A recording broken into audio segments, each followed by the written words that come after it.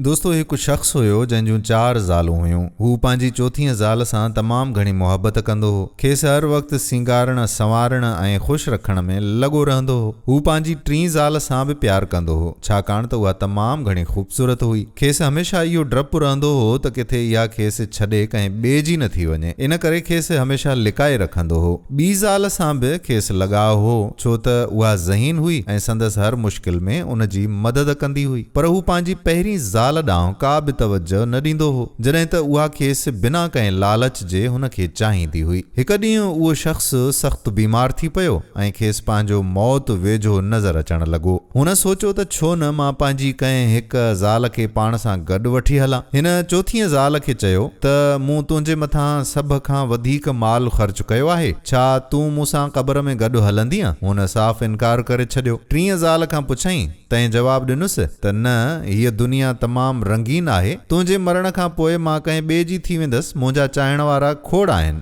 ॿीअ ज़ाल खे जॾहिं साॻी ॻाल्हि कयईं त उन चयुसि त मां वधि में वधि तुंहिंजे जनाज़े सां गॾु क़ब्र ताईं हली थी सघां, पर उन खां अॻिते मां नथी हली सघां। उहो शख़्स तमामु घणो परेशान थी वियो। ओचितो पोयां हिकु आवाज़ आयो, मां तोसां गॾु हलंदसि, भले तुंहिंजी क़ब्र हुजे या अॻिते जो सफ़र। जॾहिं हुन मुड़ी ॾिठो त उहा संदसि पहिरीं ज़ाल हुई, जेका तवजो न मिलण जे करे ऐं खाध खोराक जी घटिताईअ जे करे तमामु घणी कमज़ोर ऐं नहीफ़ थी चुकी हुई। उन वक़्तु उन शख़्स खे ॾाढो अफ़सोस थियो त काश मां इन ते तवजो ॾियां हा त अॼु उहा क़ब्र जी ऊंदाहीअ में मुंहिंजो सघारो साथी थी ऐं मूंसां गॾु हले हा। दोस्तो, हिन हिकायत मां असांखे इहो सबक़ु मिले थो त चोथीं ज़ाल जेका आहे उहा असांजो जिस्म आहे, जंहिंखे असीं सिंगारींदा रहूं था, पर मौत वक़्तु उहो साथ छॾे ॾिए थो। टीं ज़ाल असांजो माल आहे, मिल्कियत ऐं असांजी दौलत, जेका मरण खां पोइ ॿियनि यानी वारसनि जे हिसे में हली वेंदी आहे। हिते ॿी ज़ाल मां मतिलबु असांजा अज़ीज़ मिट माइट ऐं दोस्त आहिनि, जेकी सिर्फ़ क़ब्र ताईं असांजो साथ ॾियनि था